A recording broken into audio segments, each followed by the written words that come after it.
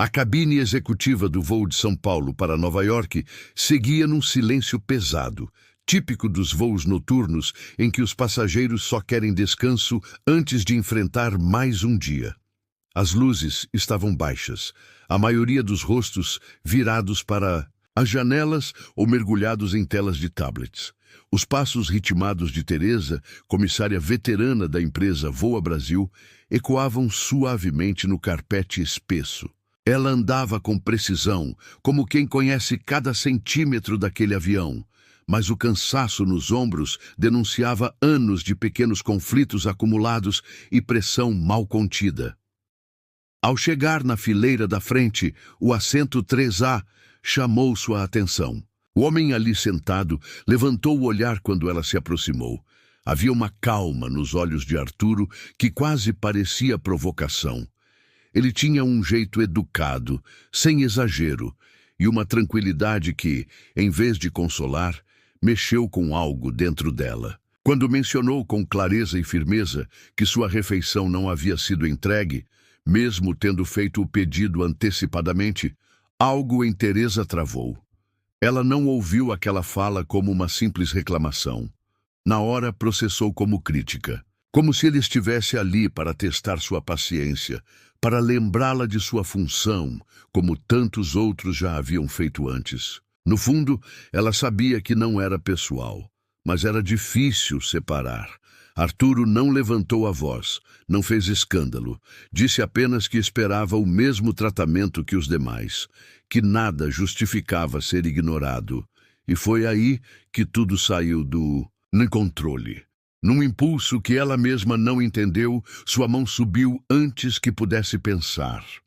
O tapa ecoou com um som seco, meio abafado pelas cabeceiras de couro. Os passageiros próximos olharam com espanto. 2 deles já estavam com os celulares erguidos antes mesmo de ela recuar completamente. O constrangimento se espalhou rápido, como um incêndio silencioso. Arturo permaneceu sentado, tocando o rosto com os dedos, mas sem revidar. O avião seguiu no ar, mas o clima já tinha mudado.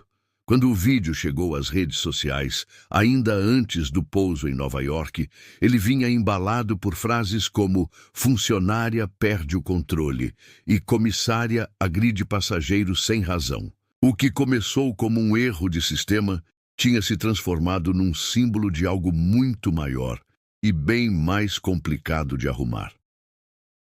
Dentro da cabine de comando, a tranquilidade aparente sofria uma leve rachadura.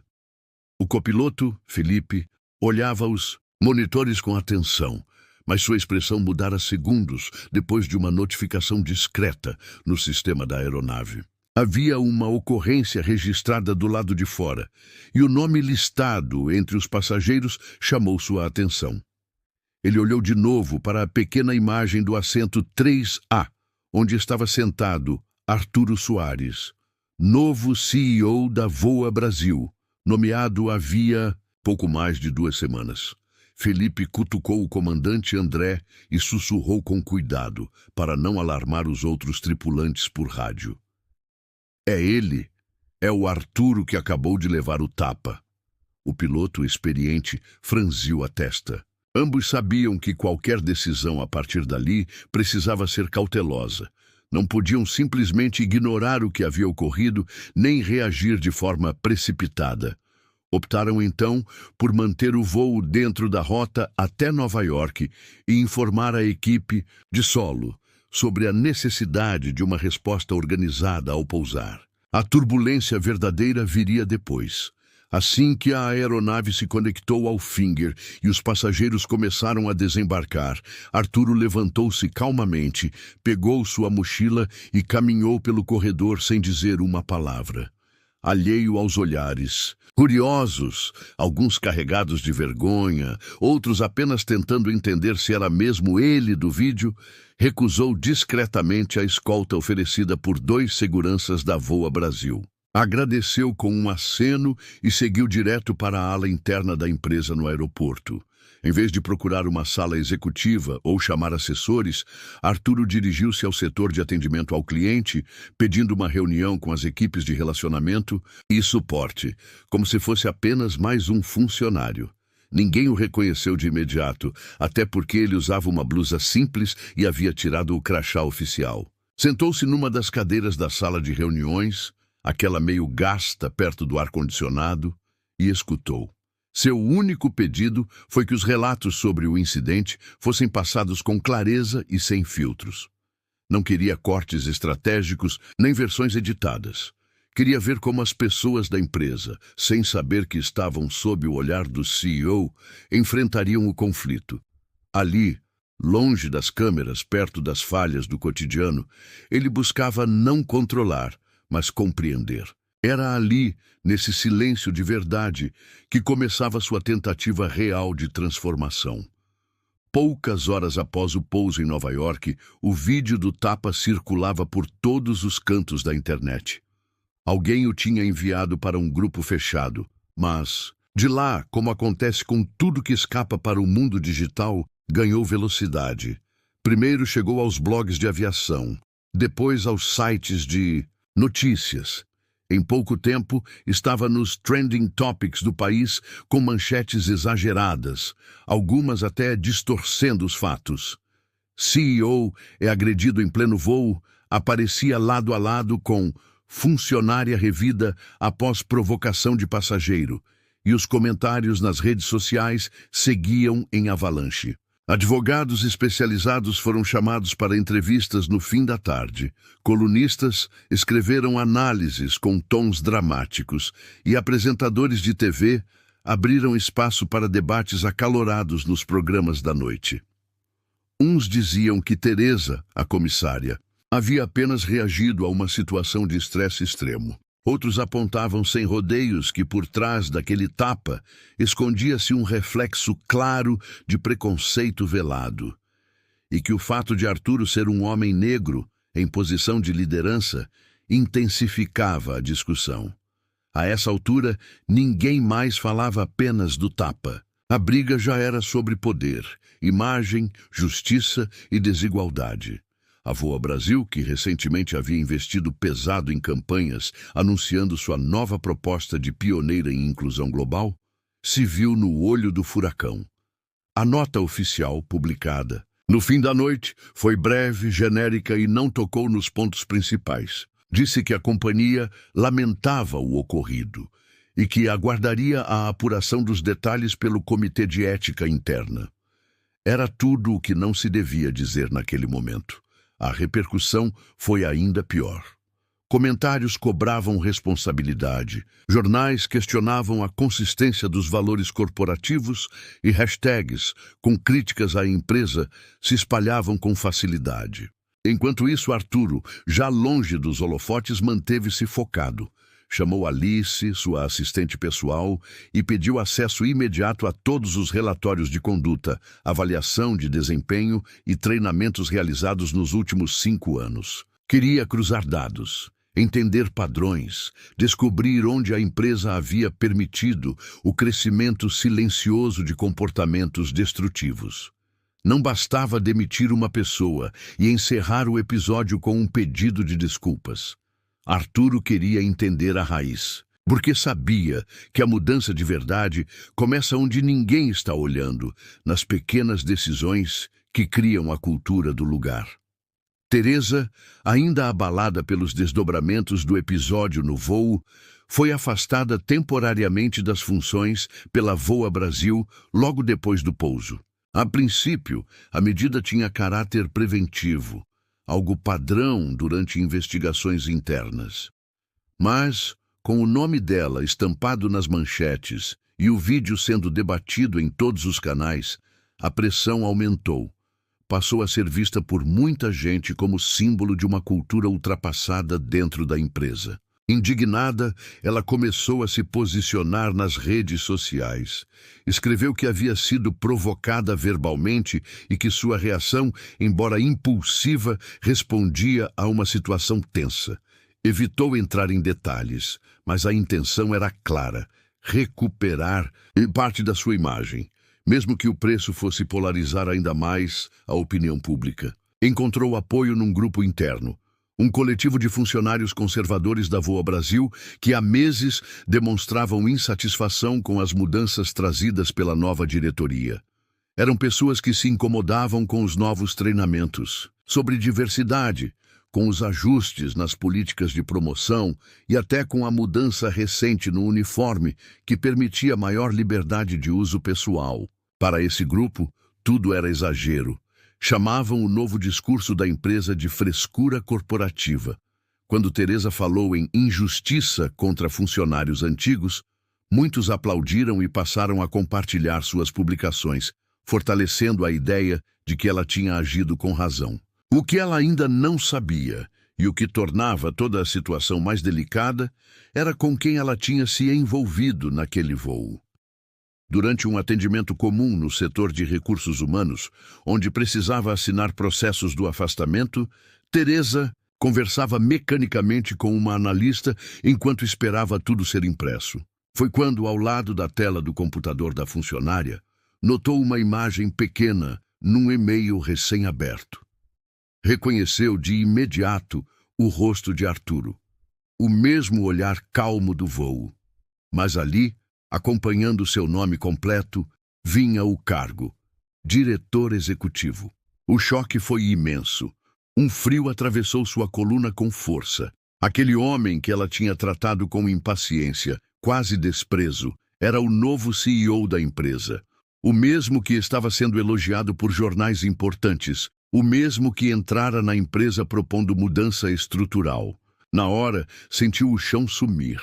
Nenhuma das palavras que usara online fazia mais sentido. A vergonha calou qualquer tentativa de justificar o que tinha acontecido. Pela primeira vez, Teresa considerou com sinceridade se precisava pedir desculpas. Mas o problema maior era outro. Ela não fazia ideia de como. Arturo já havia lido os posts de Teresa. Alguns ele viu quando ainda estavam sendo compartilhados por grupos menores. Outros apareceram após viralizarem em plataformas maiores. Não havia insultos diretos a ele, mas as entrelinhas deixavam claro que era dele que se falava. Ele não respondeu. Nenhuma nota, nenhuma indireta. Em vez disso, fez algo que poucos esperavam. Pediu à sua assistente que enviasse para Teresa um convite informal para um café. Ali mesmo na sede da Voa Brasil, num dos espaços abertos do último andar, com vista para o aeroporto JFK. Teresa relutou. Achou que era uma armadilha, ou no mínimo, um ato simbólico de repreensão disfarçada. Pensou em recusar, mas algo nela, talvez o peso da verdade que agora conhecia, a impediu. Apareceu com roupa discreta, sem maquiagem, andando devagar, pelos corredores que já não a reconheciam do mesmo jeito. Subiu de elevador com o coração disparado, esperando frases duras, silêncios constrangedores ou alguma tentativa velada de humilhação. Mas não foi isso que encontrou. Arturo já estava lá, café preto numa mão, celular na mesa. Não levantou imediatamente, apenas apontou a cadeira à sua frente com um gesto simples. O silêncio que se seguiu não tinha tensão, só abertura. Quando ela sentou, ele apenas perguntou: "Como você está de verdade?" Foi aí que quebrou. Durante anos, Teresa tinha engolido tudo. Passageiros gritando, empurrões no corredor, gerentes ignorando seus relatórios sobre violência a bordo. Sempre ouvira que era parte do trabalho, que precisava ser forte porque era assim na aviação. Mas ninguém avisava o que fazer, com o cansaço acumulado. Então ali, pela primeira vez sem uniforme, sem função definida, ela falou. Sobre os voos longos, os plantões dobrados, os remédios para dormir, a angústia de nunca ser ouvida. Contou do dia em que levou um soco de um passageiro bêbado e ouviu do superior: "A gente resolve isso depois." Nunca teve depois. Arturo ouviu tudo em silêncio. Não teve pressa. E aos poucos Teresa percebeu que talvez o que ela sentia não fosse apenas raiva. Era exaustão. Era frustração torcida até virar dureza. Ela dera o tapa num homem que simbolizava o sistema, mas talvez ele fosse justamente quem tentava corrigi-lo. Naquela tarde, sem pedido formal de desculpas, um novo entendimento começou. Não apagava o que tinha acontecido, mas sinalizava que, de ambos os lados, ainda era possível reaprender. O impacto do vídeo e a entrevista silenciosa de Teresa já estavam se dissolvendo nas redes, mas no andar mais alto da sede da Voa Brasil, a crise continuava viva. O Conselho Administrativo, formado por nomes antigos e novos da aviação comercial, planejou uma reunião extraordinária e chamou Arturo para uma conversa cheia de formalidades. Não estavam interessados em nuances, queriam uma resposta simples, direta, que servisse de sinal ao mercado, que a empresa tinha controle, que sabia o que fazer em casos delicados. A proposta era clara: exonerar Teresa imediatamente, emitir nota de posicionamento, reforçar que a Voa Brasil não tolerava desvios de conduta. Um ato simbólico, para muitos, apenas um protocolo necessário. Mas Arturo não aceitou. Discreto, mas firme, explicou que seria fácil demitir. Seria rápido, limpo, ao menos no papel, e agradaria muita gente. Só que não resolveria nada, porque o problema não era só Teresa. Era o que formava pessoas como Teresa. Treinamentos fracos, lideranças ausentes, uma cultura que tolerava o intolerável há mais de 2 décadas.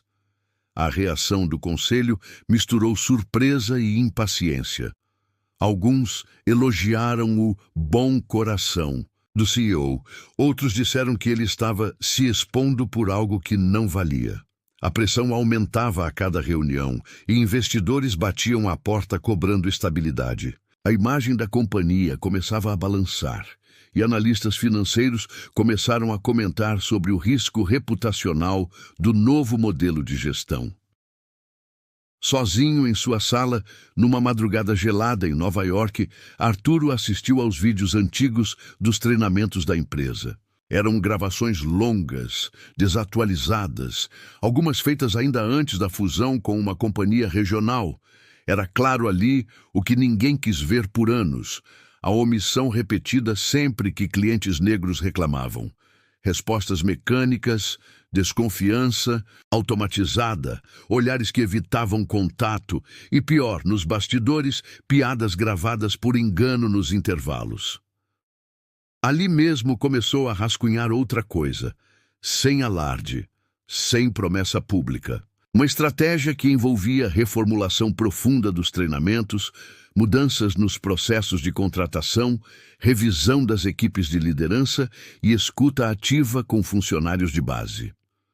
Arturo não queria manchete, queria transformação real. Sabia que muitos só veriam a superfície e criticariam. Mas e se as estruturas fossem mexidas com consistência? Talvez, em algum tempo, ninguém mais precisasse de um vídeo viral para entender o que estava errado. Alice sempre foi o tipo de pessoa que mantinha tudo sob controle. Planilhas, agendas, nome dos filhos dos diretores e até o humor do próprio Arturo. Era a assistente pessoal dele desde os tempos em que ele ainda cuidava da área de operações, bem antes de virar CEO da Voa Brasil. Nos últimos anos, deram várias voltas juntos pelos aeroportos do país, enfrentaram fusões, greves e mais noites em claro do que gostariam de admitir. Era ali que nascia a confiança entre eles, sempre profissional, mas com uma admiração mútua que já dispensava palavras. Mas foi num desses eventos da empresa, num painel sobre inovação e diversidade, que Alice conheceu Bruno, o novo diretor de marketing. Ele era carismático, falava bem no microfone e parecia abraçar com entusiasmo os mesmos valores de mudança que Arturo vinha promovendo. Tinha um sorriso fácil, opiniões alinhadas e um charme discreto que a desconcertava nas conversas de corredor. Aos poucos começaram a se encontrar fora do trabalho, Cafés, jantares, caminhadas, e aquilo que surgiu sem pressa começou a parecer mais sério. No começo, Alice acreditava estar vivendo algo leve, uma brecha de respiro em meio à rotina tensa que a cercava. Mas com o tempo, foi percebendo pequenos sinais. Bruno era cuidadoso demais com o celular. Apagava e-mails assim que lia e dizia que precisava se encontrar com investidores fora do expediente, em lugares pouco comuns. Uma noite, por acaso, ela viu na tela do computador dele uma prévia de uma nota de imprensa que só o conselho havia discutido. Não devia estar com ele. A inquietação foi crescendo e, sem contar para ninguém, Alice começou a cruzar informações. Usou acessos internos com cuidado e descobriu uma troca de documentos confidenciais entre Bruno e um jornalista conhecido por cobrir bastidores do setor de aviação. Eram dados delicados, avaliações internas, detalhes do caso envolvendo Teresa, até esboços das reformulações propostas por Arturo. Tudo isso entregue em silêncio, como se fosse apenas mais uma jogada de bastidores. Ali, o coração de Alice apertou. Pela primeira vez, ela se viu dividida entre o afeto que havia florescido de forma tão inesperada e a lealdade que sempre teve a Arturo, não só como chefe, mas como alguém que acreditava de verdade no que estava tentando fazer. A escolha era clara, mas dolorosa. Amar alguém que sabotava o futuro que ela mesma ajudava a construir, isso não dava para aceitar em silêncio. Nas semanas seguintes, Teresa andava com o coração apertado e a cabeça cheia. A cada nova matéria sobre a crise na Voa Brasil, seu nome voltava a circular de forma enviesada. Alguns ainda a defendiam como vítima de um cenário injusto. Outros a apontavam como símbolo do que precisava ser superado. Ela sabia que, em breve, alguma decisão seria tomada, e o medo de ser usada como bode expiatório só aumentava. Com receio de perder tudo o que havia construído em mais de 20 anos de companhia, resolveu agir por conta própria. Marcou outro encontro com Arturo, dessa vez num espaço discreto da sede onde os dois já tinham se encontrado antes. Escondeu no bolso do casaco um pequeno gravador, mesmo se sentindo estranha com aquilo. Pensava em ter provas, garantir proteção, caso a conversa tomasse um rumo inesperado. Seria seu seguro. E estava cansada de confiar cegamente. Mas quando Arturo chegou e sentou em frente a ela, não havia tensão em seu olhar, apenas escuta. Ele não levou nenhuma papelada, não fez perguntas. Disse apenas, pode falar, tô ouvindo. Teresa engoliu seco e começou a contar. Falou de como se sentia descartável, de como os novos protocolos pareciam ignorar tudo o que ela e outros veteranos haviam passado. Falou do medo de errar, da raiva por ver gente nova subindo rápido enquanto ela era cada vez mais invisível. Arturo ficou em silêncio, sem interromper. Conforme os minutos passavam, Teresa se deu conta de algo estranho. Aquela pessoa à sua frente não oferecia resistência. Não ironizava, não pressionava, nem a corrigia. Apenas escutava. E naquele silêncio, seus próprios argumentos foram perdendo força. Ou melhor, ela começou a perceber as rachaduras neles. Parou a gravação no meio da fala, guardou o aparelho sem dizer nada e continuou. Foi quando começaram, enfim, a conversar de verdade, sem defensiva. Falaram sobre microviolências cotidianas que cada um havia vivido. Ele, por quase nunca ser igualado aos outros homens brancos em posição de liderança. Ela, por ser mulher mais velha, da periferia da zona leste de São Paulo, sempre tendo que provar que sabia onde estava. Foi uma conversa longa, dolorida em alguns trechos, mas limpa. Teresa saiu dali em silêncio. Naquela noite, pela primeira vez em muito tempo, ela acessou o sistema interno de funcionários, clicou no módulo de treinamento sobre inclusão e recomeço, o mesmo que ela sempre ignorava. Dessa vez, não. Era protocolo. Era a escolha. Sentou no sofá com um caderno no colo e começou do início, disposta a ouvir. Como aprendiz, como alguém, enfim, pronta para reaprender.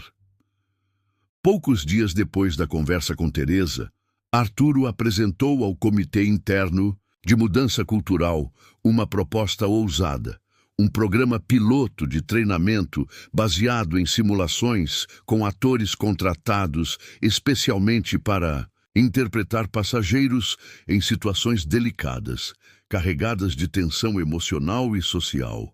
Não era um projeto barato. Só a primeira etapa custaria o triplo do orçamento regular de treinamento. Alguns executivos torceram o nariz, chamaram de teatro exagerado, mas Arturo bancou a ideia. Acreditava que para mudar de verdade, os funcionários precisavam sentir na pele o desconforto.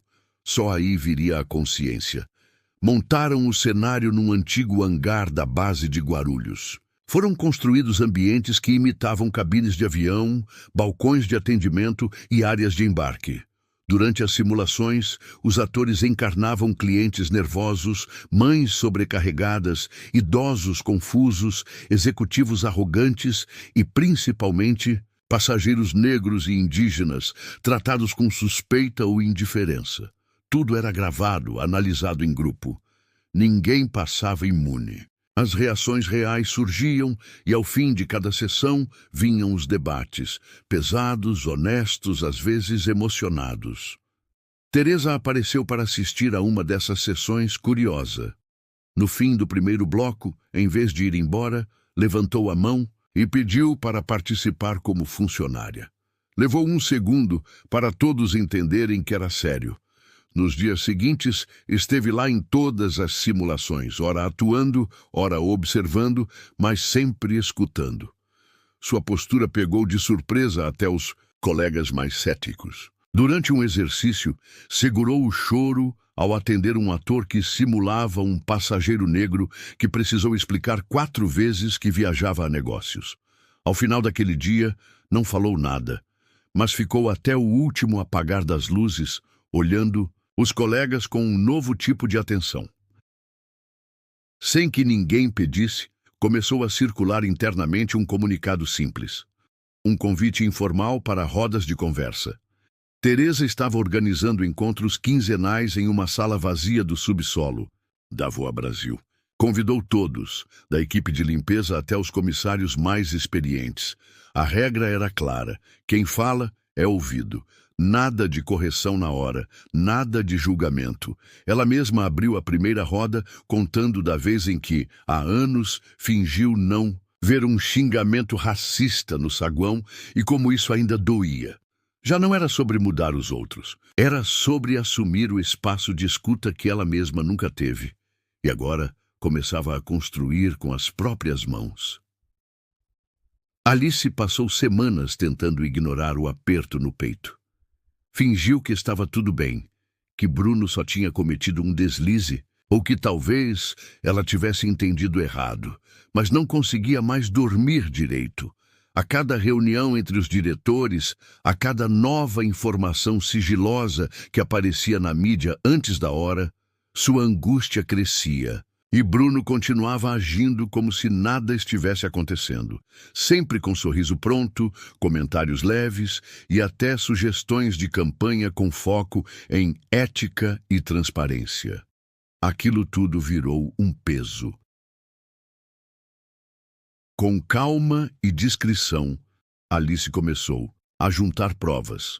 Fez capturas de tela, imprimiu e-mails, salvou cópias de mensagens trocadas entre Bruno e nomes ligados à imprensa. Também recuperou conversas deletadas através de acessos internos da equipe de tecnologia. Não havia como negar a sabotagem. Ele filtrava informações sensíveis, distorcia fatos e alimentava os jornalistas com pequenas coincidências para enfraquecer Arturo. Não por discordância ideológica, mas por puro cálculo político. Um dia, do nada, Alice entrou na sala de Arturo. Estava pálida, os olhos vermelhos. Ele percebeu na hora que era sério. Fechou a porta e puxou a cadeira. Ela colocou um envelope grosso sobre a mesa e disse apenas: "É o Bruno. Tudo aqui. Me desculpa." Arturo folheou os papéis devagar. O silêncio era pesado. Quando terminou, ergueu os olhos e viu que Alice chorava. Sem esconder o rosto, sem explicações. Era choro de decepção profunda, profissional e pessoal. Ela não precisava dizer mais nada. Na semana seguinte, Arturo convocou uma reunião do conselho. Foi direto. Apresentou os documentos. Mostrou os caminhos da manipulação e expôs tudo com firmeza. Não houve espaço para dúvidas. A mesma cúpula que pressionava pela sua saída agora mudava o foco. A traição não vinha de quem liderava o processo de mudança, mas de quem fingia estar ao lado dele, jogando para os dois lados. Bruno foi afastado ali mesmo, sem discurso, sem trégua. Alice, ainda fragilizada, não esperava nenhum reconhecimento. Só queria que a verdade viesse à tona, mas os corredores da Voa Brasil logo começaram a olhar para ela com outros olhos. Não como a assistente eficiente de sempre, mas como uma mulher que teve a coragem de fazer o certo mesmo com o coração quebrado.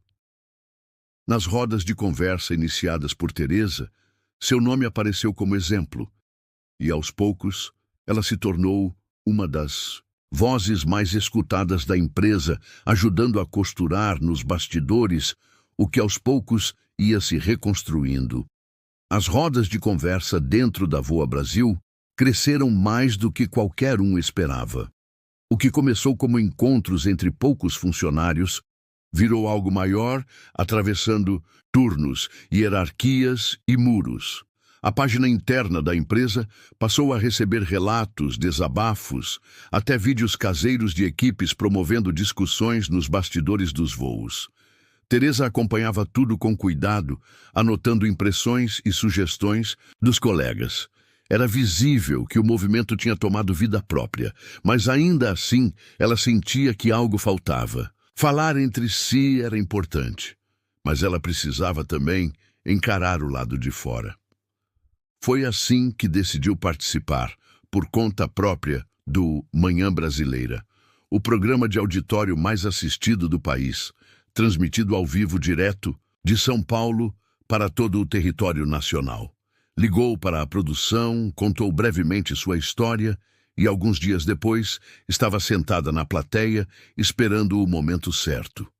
Quando o apresentador perguntou se alguém ali já tinha vivido uma situação difícil no trabalho, Teresa levantou a mão, pediu o microfone. Falou com calma, mas a voz tremia. "Eu vim aqui porque acho que chegou a hora. Eu fui racista, não por maldade, não por ódio, mas por repetição, por automatismo, porque eu olhei e julguei antes de pensar. E isso causou dor, e eu preciso pedir desculpas." Um silêncio tomou o estúdio. Nem o apresentador soube reagir de imediato. Mas não havia espaço para espetáculo. Teresa não chorava, não defendia nem se explicava. Só falava, de forma simples, assumida. A repercussão foi imediata. O trecho se espalhou pelas redes antes mesmo do programa terminar. O vídeo não. Viralizou por polêmica, mas por algo raro: a coragem desarmada. Comentários vinham de todos os lados. Muitos ex-colegas da aviação diziam que ela tinha trazido vergonha, que havia traído a própria história. Eram mensagens duras, com ofensas pessoais, mas no meio disso surgiram outras. Adolescentes dizendo que viram os próprios pais nela. Antigos alunos de cursos técnicos lembrando de como Teresa havia sido referência. Passageiros contando que já haviam sido tratados com frieza e que, vendo aquilo, sentiram um certo acerto de contas. Teresa lia tudo, um por um. Sabia que não dava para apagar o passado. Mas, pela primeira vez em anos, sentia que estava ajudando a escrever uma nova página. Não como heroína, mas como alguém disposta a não esconder mais o que precisava ser exposto, inclusive dentro de si. O burburinho nas últimas semanas tinha tomado conta dos corredores da Voa Brasil, das redes sociais, dos jornais populares e até das mesas dos cafés nas estações dos aeroportos. Muita gente ainda não sabia exatamente o que tinha ocorrido naquele voo, meses atrás, o que desencadeou toda a crise. Só se sabia que havia um escândalo, que gente importante foi afastada, que atitudes antigas estavam sendo revistas. Mas o centro da história seguia envolto em silêncio até aquele dia. Foi numa manhã morna de terça-feira em São Paulo que Arturo apareceu diante das câmeras. A sala de conferência, alugada num hotel discreto na região da Avenida Paulista, estava cheia de jornalistas e o aviso tinha sido curto. Declaração institucional da presidência da Voa Brasil, sem perguntas. Curta e direta. Todos esperavam um posicionamento genérico, um pedido de desculpas padrão. Mas ninguém imaginava o que ele estava prestes a dizer. Arturo respirou fundo antes de começar. Estava de terno azul marinho, sem pompas, sem roteiros. Começou dizendo que tinha chegado a hora de contar a verdade. E contou, com todas as palavras. Eu era o passageiro no voo, o que foi abordado, revistado e humilhado sem explicação alguma. Eu, o CEO da companhia. Um homem negro viajando sozinho a caminho de uma reunião corporativa. O ar da sala pesou. Alguns repórteres largaram as canetas. As imagens foram transmitidas em tempo real e congelaram as redes. Ele continuou. Ser negro e estar no comando é comandar sobre vidro duplo. Invisível para os que mandam, visado por quem duvida. Eu precisava ver por dentro.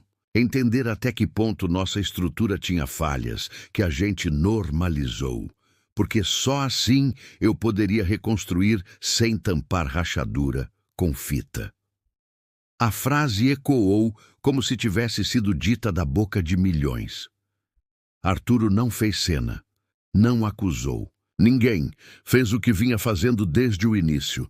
Escolheu o silêncio até quando ele servia de escudo e depois, o que parecia mais difícil, quebrá-lo. A coletiva durou apenas 8 minutos, mas nos dias seguintes viralizou em todas as plataformas. Gente do interior da Bahia até do centro de Porto Alegre comentava a fala. Pais falaram com filhos, professores levaram o tema para a sala, empresas repostaram trechos com legendas como "Escutar é um ato de coragem". Naquela manhã, mais do que CEO, Arturo virou espelho. E o Brasil por um momento parou para se ver. A repercussão da coletiva de Arturo ainda estava viva quando uma nova bomba caiu sobre os corredores da Voa Brasil. Uma auditoria interna, iniciada semanas antes por pressão dos conselheiros após as denúncias de vazamentos e sabotagens, trouxe à tona algo que parecia pequeno à primeira vista, mas cujas implicações batiam forte. O pedido de refeição especial feito por Arturo, no tal voo onde ele havia sido abordado de forma abusiva, não havia desaparecido por erro técnico. Foi apagado manualmente por um funcionário da base de Confins, em Belo Horizonte. A justificativa, um protesto silencioso. O autor da sabotagem, um agente de controle de solo chamado Maurílio, deixou um rastro inesperado. Mensagens arquivadas em seu acesso interno e anotações em papéis já rasurados, onde dizia que essas mudanças inclusivas vão acabar virando frescura. O objetivo dele era sutil, mas perverso. Provar que nada disso, os treinamentos, os novos protocolos, os discursos públicos, funcionava de verdade, que as coisas só pioravam quando tentavam incluir todo mundo. A notícia causou um abalo, interno ainda maior que as confissões públicas anteriores. Nos bastidores, havia quem pedisse expulsão imediata, demissão por justa causa. Mas Arturo, ao saber dos detalhes, surpreendeu todos com outra decisão. Em reunião com o Comitê Ético, propôs a criação de um tribunal interno, algo inédito na companhia. Um espaço formal, aberto aos funcionários, no qual todos os envolvidos passariam por escuta coletiva e teriam a chance de expor diante de colegas de trabalho suas razões. Não é sobre proteger quem erra, ele disse na reunião inaugural do novo Conselho de Escuta. É sobre colocar as intenções à luz. Talvez mais gente pense como ele e não tenha coragem de dizer: "Tá na hora de ouvir antes de limpar por cima." A empresa não muda sem encarar os fantasmas. O anúncio dividiu opiniões de imediato. Parte da direção considerou arriscado, mas outra parte aplaudiu. Alguns funcionários disseram que, pela primeira vez, seriam tratados como adultos. A primeira sessão estava marcada para dali a 2 semanas, e todos os cargos, do chão ao topo, teriam representantes, escolhidos por votação direta. Maurílio, silencioso no canto da sala, aceitou participar. Disse apenas: "Eu vou, tudo bem."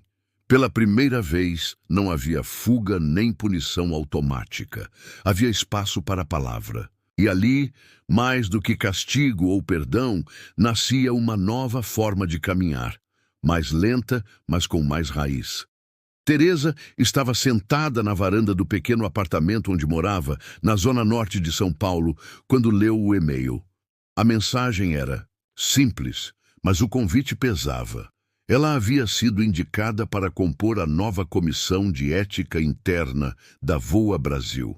A nomeação vinha da presidência, mas com apoio unânime da equipe de mudanças estruturais criada após os acontecimentos dos últimos meses. O nome dela estava ali, preto no branco. Aos 52 anos, Teresa ficou olhando a tela, como se tivesse lido errado, como se alguém tivesse apertado enviar para a pessoa errada. Quando era jovem, imaginava que cargos como esse só chegavam para os políticos internos, os que sabiam jogar com discursos. E, de certa forma, ela sempre manteve distância disso. Sempre foi de trabalhar calada, fazer o certo nos bastidores, obedecer sem chamar atenção demais. Aquilo agora era outra coisa. Era ser chamada não só para observar, mas para decidir.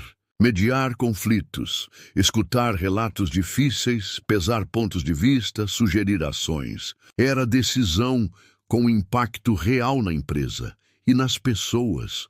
Ela hesitou. Durante 2 dias inteiros, pensou em tudo. Conversou com a irmã, com um antigo colega de tripulação, até com Alice, que agora estava mais ativa nas reinvenções internas. No fundo, Teresa sabia o que mais a assustava. Não era a responsabilidade, era o medo de se tornar aquilo que tantas vezes criticou. Alguém que julga sem saber o que se passa por dentro. Na tarde do 3º dia, pegou o telefone e ligou para Arturo. A voz dele, sempre calma, atendeu na hora. Ela agradeceu o convite, disse que aceitava, mas com uma condição. Queria continuar voando, 1 vez por semana, pelo menos. Ainda que fosse um trecho curto, tipo São Paulo-Recife ou Porto Alegre-Curitiba, precisava estar no ar. Precisava ver gente dentro da aeronave, sentir o ritmo da corrida no embarque, ouvir as vozes reais nos corredores do avião. Se eu for tomar decisão sobre pessoas, quero continuar escutando elas ao vivo, não só papel. Arturo concordou na hora, disse que fazia todo sentido. Na semana seguinte, Teresa embarcou num Boeing para Brasília, uniforme impecável, mas com um crachá novo no bolso. E ali, entre uma conexão e outra, percebeu: as distâncias que mais importam não são geográficas, são as que a gente aprende a percorrer internamente, com calma, escuta e clareza de rumo. Carla nunca foi de chamar atenção.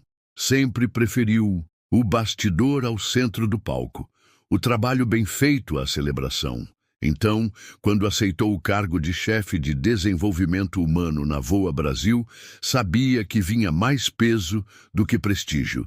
O título novo parecia pomposo, mas a verdade é que ele também carregava um rastro de silêncio, o da denúncia que ela fez, meses antes, contra Bruno, antigo diretor, e até pouco tempo atrás, homem em quem confiava de olhos fechados.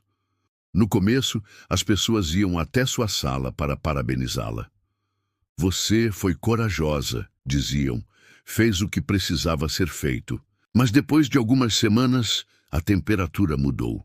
Alguns colegas pararam de cumprimentá-la no café. Outros, mais velhos de casa, passavam por ela no corredor de cabeça baixa. Nada era dito diretamente, mas tudo era sentido. Carla sabia o que era aquilo, desconfiança. Como se ao denunciar, ela tivesse quebrado um pacto invisível entre os que seguram a barra em silêncio. Como se tivesse entregado um irmão. Mesmo assim, não recuou. Preferiu o silêncio aos confrontos pessoais. Mas dentro da equipe, começou a agir. Primeiro, revisou os canais existentes de escuta interna. Notou que muitos eram burocráticos, difíceis de acessar e que davam retorno apenas depois de semanas. Depois, criou 3 novos caminhos. Um formulário digital anônimo, um grupo de escuta presencial quinzenal em cada unidade e uma linha segura com equipe externa treinada em mediação. Queria garantir que ninguém, em nenhum nível, se sentisse preso ao medo que ela mesma sentiu no passado. Além disso, passou a acompanhar reuniões de setores que raramente tinham espaço em decisões. Manutenção, limpeza, atendimento de pista. Escutou histórias de preconceito velado, de superior que gritava sem motivo, de piadas que há anos ninguém tinha coragem de reprovar. A cada relato, Carla fazia 2 coisas: acolhia e anotava. Com calma, foi estruturando planos de ação junto com pequenos grupos locais, fortalecendo lideranças novas, equilibrando a balança que antes pesava só de um lado. Demorou, mas os olhares mudaram. Ana, da equipe de solo, foi a primeira a procurá-la para conversar sem medo. Depois vieram outros, alguns com dúvidas, outros só querendo saber se tudo aquilo era mesmo para valer. Carla não prometia respostas prontas, só garantia que enquanto estivesse ali, nenhuma história importante seria engavetada. E no fundo, era isso que a movia. Ser para os outros a ponte que ela precisou atravessar sozinha. A transformação da sede da Voa Brasil começou devagar, quase imperceptível. Primeiro veio a troca das cores nas paredes, depois a retirada daqueles cartazes institucionais genéricos e que sempre diziam muito sem falar nada. Aos poucos, os corredores começaram a se encher com novas imagens. Fotos de funcionários em momentos reais de trabalho, gente rindo ao lado de carrinhos de bagagem, grupos pequenos em sala de descanso, copilotos olhando o nascer do sol pela escotilha. As paredes antes brancas e sem rosto agora refletiam quem realmente fazia a empresa funcionar. Foi então que veio a ideia dos murais de escuta. Cada andar teria uma parede dedicada a frases escolhidas em conversas, reuniões e rodas abertas. Tudo escolhido de forma coletiva. Não eram mensagens publicitárias, eram falas reais, simples, ditas muitas vezes entre um turno e outro, escritas à mão numa folha qualquer ou numa anotação por celular. Trechos como "Eu só queria voltar a gostar do que faço", ou "escutar sem corrigir já é metade do cuidado". Frases que antes morreriam na informalidade, agora viravam parte da identidade visual da empresa. Os círculos de escuta também se firmaram como prática. Escolhia-se um tema por semana: preconceito, cansaço, pertencimento, culpa, silêncio. Pessoas de todos os setores podiam se inscrever. Um mediador treinado conduzia a roda. Não era lugar de debate, era espaço de partilha. Só se falava, ninguém precisava concordar. E o efeito foi imediato. Equipes que quase não se olhavam no elevador passaram a falar sobre infância, medo de errar, desejo de mudança. Numa das rodas, um comissário chorou ao relatar como fingia há anos que as piadas sobre sua origem no interior do Pará não doíam. Depois disso, nunca mais voltou para o embarque sozinho. No meio de tudo isso, um mural ganhou destaque no andar principal. perto do acesso à presidência. No topo dele, em letras firmes, lia-se a frase de Arturo: "Não queremos aplausos pelo que prometemos. Queremos respeito pelo que estamos dispostos a refazer." A citação, retirada de uma de suas conversas com o conselho diretivo, virou símbolo do novo tempo. Antes, algo assim teria ficado esquecido em atas ou atas de atas. Agora, era quase um norte. O prédio, que antes fazia eco aos gritos abafados dos bastidores, agora amplificava silêncios. E nele, os sussurros tinham finalmente ganhado espaço. O dia começou cedo, como sempre.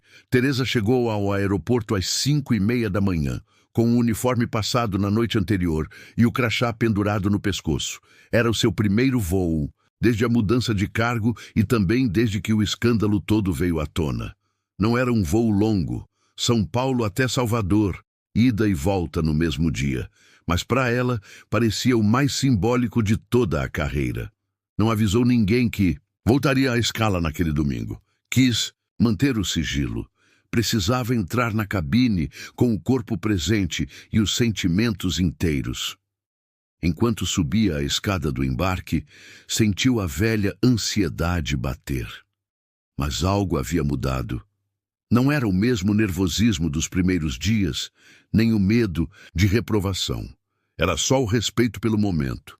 Ao entrar e fazer a checagem das saídas de emergência, dos coletes, dos compartimentos, os gestos pareciam familiares, mas dessa vez ela os fazia com a atenção de quem escolhe estar ali, não por obrigação, mas por pertencimento. Quando os passageiros começaram a entrar, Teresa ficou na poltrona, ao lado do fundo da aeronave. Era ali que preferia dar as boas-vindas. Sorriu para um casal jovem, ajudou um senhor a guardar a mochila no compartimento e conversou rápida e discretamente com uma mãe viajando com 3 crianças. Aos poucos, notou os olhares. Alguns a reconheciam, não com estardalhaço, mas com certo respeito silencioso.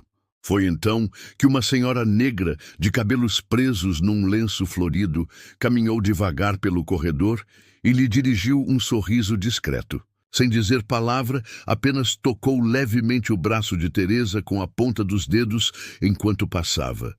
Foi um gesto simples, mas que furou qualquer barreira.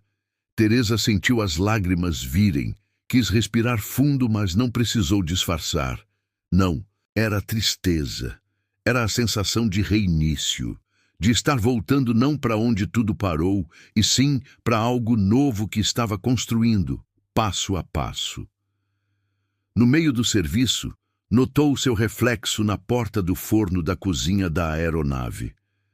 Estava ali a mesma mulher de sempre, mas agora com aquela expressão que só aparece quando a gente se perdoa. Os movimentos não eram mais automáticos. Cada café servido, cada lanche entregue, cada pergunta respondida, era um diálogo em aberto. Pela primeira vez em muitos anos, sentiu-se digna da farda azul que vestia. E aquilo, mais do que um voo, era um pouso seguro dentro de si. Arturo pegou a mochila de tecido claro e saiu cedo de casa, sem alarde, sem motorista. Queria que aquele último teste fosse como os outros não puderam ser. Honesto. Vestia calça jeans, tênis simples e uma camisa azul clara que não chamava a atenção. Comprou a passagem usando um nome abreviado e um e-mail que só usava para inscrições anônimas. Nada que denunciasse sua posição. O objetivo era simples, mas importante. Observar a empresa que ajudou a remendar por dentro, sem que ninguém soubesse que ele estava ali. Queria ver se os valores que tantas vezes defendeu em reuniões e discursos aguentavam a ausência da vigilância direta, se haviam virado prática mesmo ou só teatro. No portão de embarque, sentou perto da janela, ouvindo as conversas, observando o atendimento, olhando como os funcionários lidavam com os atrasos típicos de sexta-feira à tarde. Ninguém o reconheceu, e isso era bom. Ao entrar na aeronave, respirou fundo. O lugar era no meio do avião, poltrona ao lado do corredor. Nada demais. Já acomodado, mexia no cinto quando ouviu a voz gentil anunciando os procedimentos. Levantou o olhar e, a poucos passos de distância, viu Teresa. Não vestia nenhum crachá especial, só o uniforme padrão e aquele jeito sereno que parecia ser parte dela. Ao se aproximar oferecendo água ou café, os olhos dela o encontraram por um segundo. O reconhecimento não veio com surpresa nem constrangimento. Foi só um sorriso. Nenhuma palavra dita. Apenas um sorriso. Ele aceitou o café, fez um leve aceno com a cabeça. E naquela troca contida estava tudo. O passado que os havia atravessado, as dores que não foram negadas e principalmente o respeito mútuo, agora limpo de mágoa. Pela primeira vez em muito tempo, Arturo não se sentiu na obrigação de comandar nada. Ali, naquela fileira com outras dezenas de passageiros, ele era só mais um homem tentando voltar inteiro para casa. Teresa seguiu o serviço e ele apoiou a cabeça na janela. A paz que sentiu não vinha da perfeição. A empresa ainda tinha muito o que melhorar. Mas naquele voo, breve entre Rio e Belo Horizonte, ele comprovou algo que acreditava desde o início. Quando há escuta e coragem, é possível reconstruir, sem precisar provar nada, apenas existindo dentro do silêncio que, enfim, já falava por si. Nos meses seguintes, o que começou como uma tentativa interna de sobrevivência virou referência. O programa de liderança empática da Voa Brasil, que no início muitos viam com ceticismo, agora atraía a atenção de outras companhias do setor. Primeiro, foi uma empresa pequena de logística aérea, pedindo para assistir a uma das rodas de escuta. Depois, veio uma companhia internacional, baseada em Bogotá, querendo conhecer os treinamentos que Carla coordenava com as equipes de solo. Em pouco tempo, visitas técnicas passaram a ser agenda fixa. Gente de uniformes variados circulando pelos corredores da sede em Congonhas, ouvindo histórias, fazendo perguntas, levando anotações. O mais curioso era que o sucesso não se media pelo tradicional aumento de lucro ou pela cotação no mercado. O impacto morava em outro lugar. As taxas de rotatividade tinham diminuído, os índices de afastamento caíram e, mais importante que isso, os relatos espontâneos de pertencimento aumentaram. Era comum agora ver líderes, intermediários, pedindo escuta antes de dar ordem, e chefes mais antigos aprendendo a chamar pelo nome quem antes não enxergavam. Naquele contexto de mudança real, Arturo passou a andar um pouco mais devagar. Observava mais do que agia. Participava de reuniões apenas quando necessário e, com o tempo, começou a sinalizar que não ficaria para sempre. Nunca teve a intenção de se eternizar no cargo. Sabia que o mais importante de uma boa liderança era saber a hora certa de sair e, sobretudo, garantir que sua saída deixasse espaço fértil. Começou a chamar lideranças novas para encontros fechados. Escolhia grupos pequenos, misturando diferentes áreas e diferentes idades. Em cada encontro não havia pauta fixa. Perguntava o que incomodava, o que resistia, o que ainda não havia mudado. Incentivava a ideia de que firmeza não precisava vir armada de frieza. E lembrava com frequência que justiça verdadeira não começava na punição, mas na disposição sincera de revisar sistemas.